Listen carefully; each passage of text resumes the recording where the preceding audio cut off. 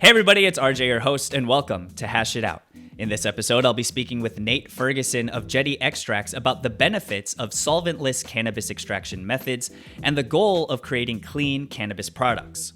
We'll also discuss the opposition to cannabis still prevalent here in California, despite being viewed as a liberal safe haven in many ways by people in other states and countries, and more.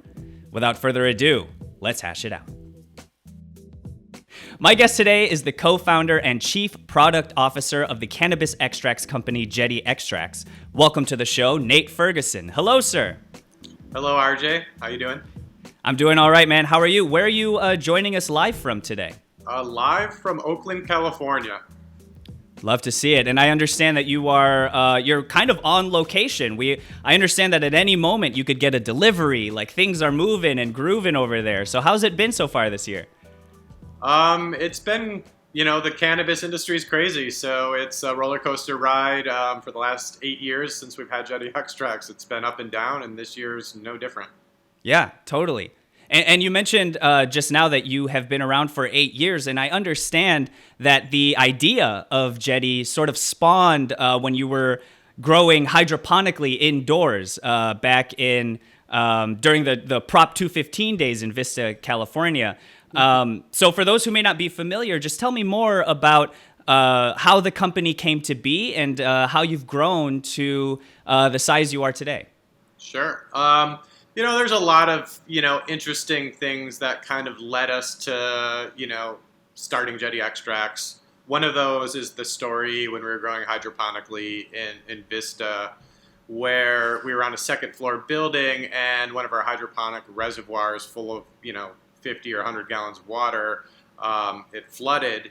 It flooded the guy downstairs, and we didn't know it at the time, but this was sort of a underground Prop 215 cannabis business complex. But no one talked to each other, so we didn't know what the people were doing down there. And, they were doing some extracts, and it was CO2, and we started talking to the guys that we accidentally flooded their whole area, and, we were interested in that. And, we were always growers. I had a dispensary, and I watched my concentrate shelf go from a little bit of bubble hash to hash oil before dab rigs, and no one really knew how to smoke it, to like the first, vapes coming online that didn't work, and propylene glycol, and sort of saw that whole evolution around that same time we were growing, and, figured like, let's try to get into the extract business and see what happens. Totally. And as you mentioned before, you've been around for the better part of a decade now, so you have seen certainly a lot of consumer trends come and go. And I understand that now there happens to be a very interesting trend happening in the world of solventless vapes. So for those who may not be familiar with that, what exactly is solventless, and how does it differ from other extraction methods? So solventless is a category, and it basically means something that's been processed without any solvents, no chemicals. It's very clean. And solventless methods have been around for thousands of years. You talk about old school Moroccan hash and Afghani hash, things like that. Those were all made with solventless techniques. When I talked about having my dispensary and just seeing like a little bit of hash on the shelf, that was bubble hash. And that was sort of the holy grail and the best kind of hash we had, 15 years ago. And, fast forward it, we went through all different methods of extraction with CO2, with ethanol, with butane, propane, these different hydrocarbon solvents. And, a lot of the input material has changed, and some of the processing techniques have changed to make a really high-end solventless product. I would say 10 years ago, solventless wasn't the most high-end thing on the shelf when it came to concentrates, and it's been evolving. The techniques have been evolving. The input product's been evolving, and now it's just peaking. There's just great products coming out, and great different form factors, material, vapes, dabs, edibles, all in the solventless category. And the world of cannabis vapes, the market for cannabis vapes, has certainly not gone without its controversial situations throughout the years. So what are you hearing from your customers regarding the solventless products? are they cleaner? Are they, what are they providing their customers in terms of the reassurance that what they're consuming is clean and not harmful to their bodies? Yeah, I mean, it's exactly that. It's the cleanest product on the market when it comes to vape. The only thing with our vape, the only thing that touched the plant in processing is ice and water. Other than that, we just use heat and pressure. So Wow. no chemicals, no solvents, nothing like that touches the product. So I compare it to, a cold pressed juice at Whole Foods or something like that. It's just the plant gets washed with ice and water, and with a little bit of heat and pressure, it turns into a really nice vape oil. And back in the day when we're first kind of figuring this out, we couldn't get the consistency right, we couldn't get the potency right. We were degrading a lot of the terpenes and the other aromatics, so it didn't taste great. And again, with our processing techniques evolving and just a few other things, the inputs and stuff like that, we have a high potency vape that tastes great, and it's the cleanest thing on the market. And in terms of labor intensity, how does the solventless extraction method differ or compare to other methods? And do you then see other methods other than the solventless method still worthwhile?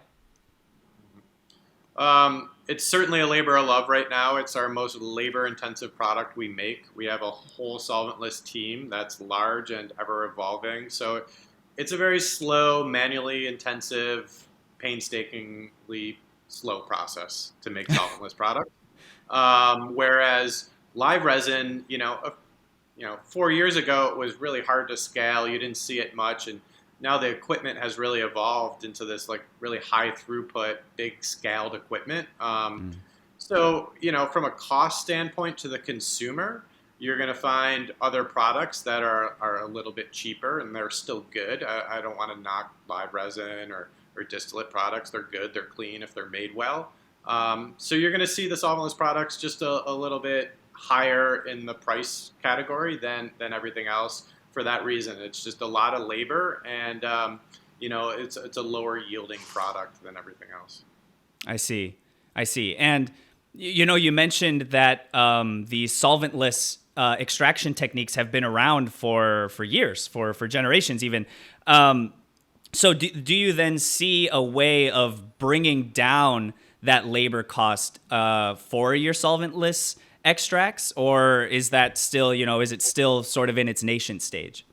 Yeah, I mean, currently in the short term, no, but it's something we're working on with a lot of very smart people, hash processors, different engineers to try to automate certain processes, scale certain processes, and increase efficiencies. So I'd expect the industry to really start to catch up on the equipment side and on the higher throughput side in a year or so, but for right now, it's going to be pretty labor intensive, and that's why the product isn't readily available everywhere at every dispensary to every consumer at a good price point. I see. Well, hopefully soon. Hopefully we'll get to that to the promised land. And who we got? We got a special guest. I love a special guest when a special guest pops in. On the camera, they rang the bell and walked away, but I'm sure somebody will come answer it. No worries. Shout out to the team. I kind of want to switch gears here and talk about some of the latest trending cannabis topics here in California, in which we are both operating. As someone who has been, again, I'll mention again, very steeped in the industry, you've been around for quite a while now. We've certainly seen how the level of cannabis acceptance here in California sort of differs. I mean, we have, of course, we're lucky enough to have recreational cannabis legalization here, as well as medical cannabis in this state. But we still do face some backlash every now and again. The Sacramento Bee reports that 4 years after cannabis became recreationally illegal here in California, state police have doubled the amount of illicit cannabis plants seized and eradicated in an annual campaign. So far this year, nearly 1.2 million illegally cultivated cannabis plants have been eradicated, which is up from over 600,000 in 2018. I understand you've been quoted as saying that you were the guy who had the weed connection to a lot of farmers. So what are your thoughts on this campaign that California State Police have been undertaking, and what are you hearing from the farmers that you know about it? Oh, that's an interesting question, and it's being an older, more traditional cannabis cultivator, and being in the industry for over a decade. It's a lot of the people that really pioneered this industry were the illicit growers or the medical growers, and Yeah. a lot of those people just went out of business or didn't want to come into compliance. So it's kind of a double-edged sword. Like, I hate seeing people that really were responsible for the movement of this industry being forced out by big business and regulation and compliance. But on the other hand, it's you kind of got to change with the times. Everybody evolves. We evolve as a species. We evolve as an industry. Change is constant. So you kind of got to get with the times. And there's people that were just resistant to it. And again, some of those people really made great foundational changes in our industry. So there's a soft spot in my heart for them. I think since legalization has happened, the illicit market has exploded a lot because of the taxes and just higher priced items at dispensaries now, that a lot of people have jumped in it with more of just from a money grab standpoint. So a lot of the illicit grows that are out there these days, I mean, they're just going after just a quick cash crop kind of thing. They really don't have any respect for the cannabis plant in general. They're using unethical methods to cultivate by using pesticides. Their extraction methods are dangerous and unsafe, and they're putting out unsafe products into the illicit market. So I think right now it's just a safety thing. It's a health thing. Like, we really will strive at Jetty and in the market, in the legal market in California, to make a really clean, safe product. And you don't really get that when it comes to the illicit market. So I think the enforcement thing overall is good, although it does, again, I always have kind of a soft spot in my heart for the people that really founded the industry and got forced out by legalization. Totally. Yeah, I am right there with you. I feel that same sense of, I feel badly, and almost there's a sense of frustration when you see the people who upheld the market before it was legal, and brought this good herb to the people and supplied this good herb to the people before it was legalized, and then once legalization happens, they are shut out. Although I also have heard that some of these illicit grows, depending on where they are established, could be overall harmful to the environment around it or the ecosystem around it. And so I'm with you when you mention the potential health concerns there. And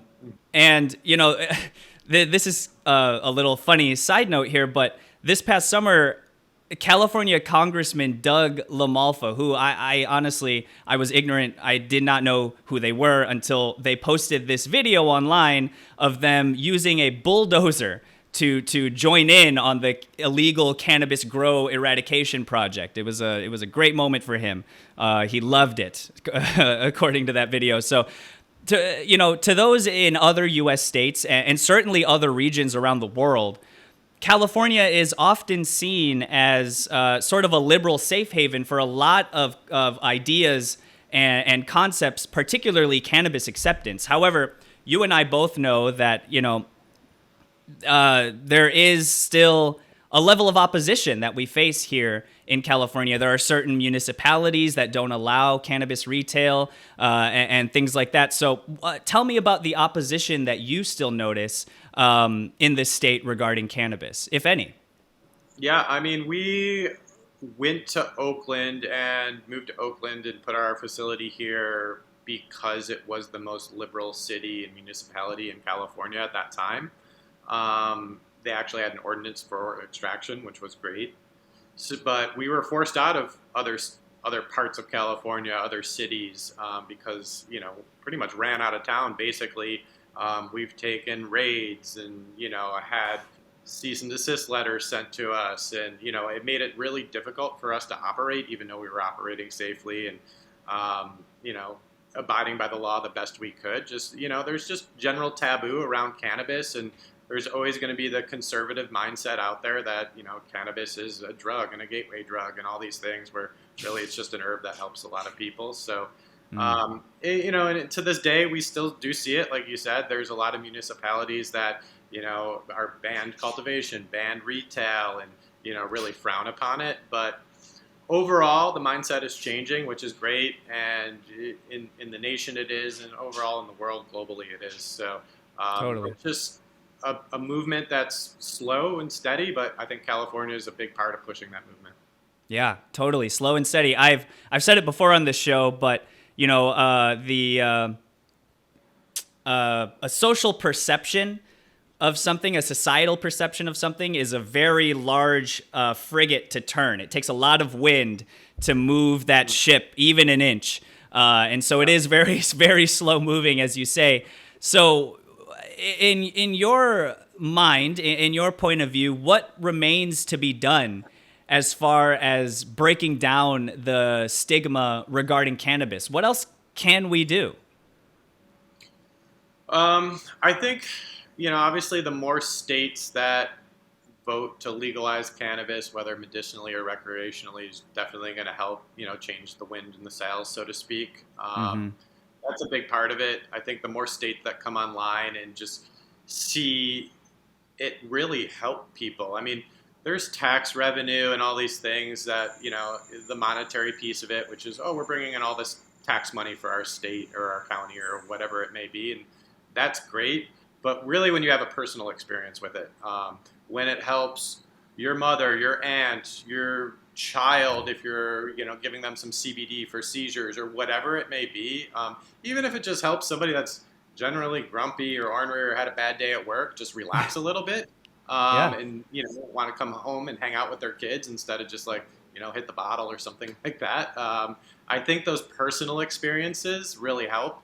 So the more states that really legalize or have it available medicinally will really it will lead to those personal experiences, which will eventually change the overall mindset of people. Totally. It's all about the outreach, and the education never stops, does it? Sure. That's for damn sure. We are, golly, we're already almost done with October. We have only got a couple months left of this year, and I can't believe it. It really passed by in the blink of an eye to me. I don't know if it felt the same for you. But that being said, what are you looking forward to over at Jetty for the remainder of 2021 and then going on into 2022? What have you got in the works? Well, it's Croptober, which is an exciting time in California. Yeah. There's a lot of new strains coming down, a lot of new interesting terp profiles that we've been working on with breeders and growers. So that's exciting. Going to the farms right now, it's just everything's at peak ripeness or being harvested. So a lot of action out in the farms, which is always a good time for me.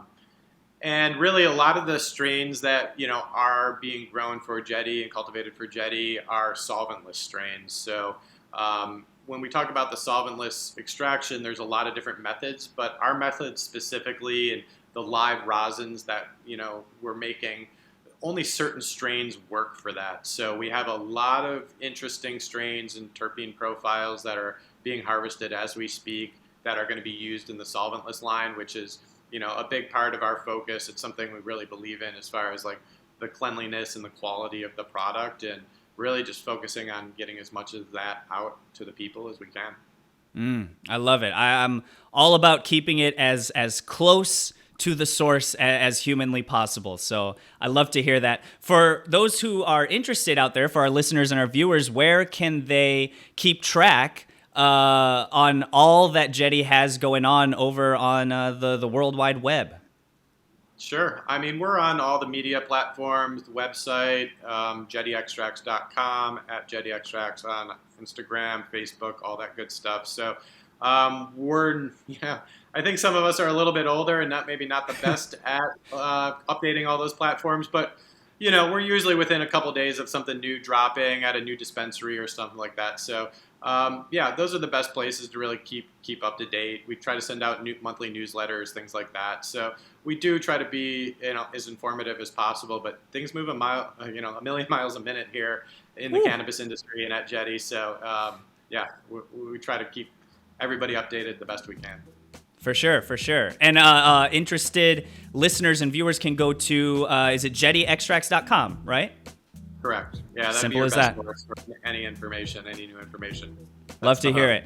No doubt, no doubt. Well, Nate, thank you so much for your time and offering your perspective on all that's going on over at Jetty, and then also this world of cannabis that we are living in here in California, and all of the latest going on. I really appreciate your time. Please continue to be well and stay safe out there in this wild world, man. Yeah, you too, RJ. Same. Pleasure talking to you. Yes, indeed. Likewise. Nate Ferguson, everybody. That is it for Hash It Out, y'all. Thank you all so much for watching, liking, commenting, and subscribing. I'm your host, RJ Balde, and I will catch y'all in the next one. Peace out. Hey, everybody. Thanks for checking out our channel. Click here to watch another episode of Hash It Out. To find more cannabis industry reporting, insider stories, and to stay up to date on the latest trends, make sure to subscribe and keep up with our TRICHOMES community app. Download it now for free, and we'll see you there.